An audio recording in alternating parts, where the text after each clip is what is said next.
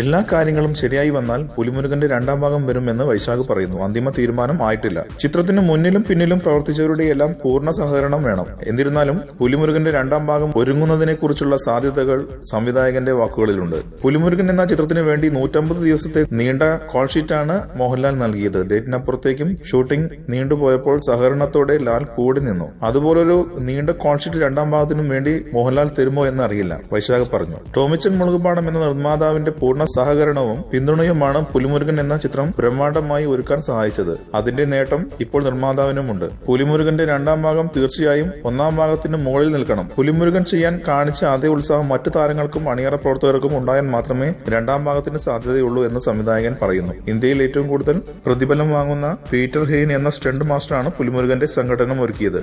കൂടുതൽ സിനിമാ വാർത്തകൾക്കും വിശേഷങ്ങൾക്കും ഇപ്പോൾ തന്നെ സബ്സ്ക്രൈബ് ചെയ്യൂ മലയാളം ക്രിയേഷൻസ്.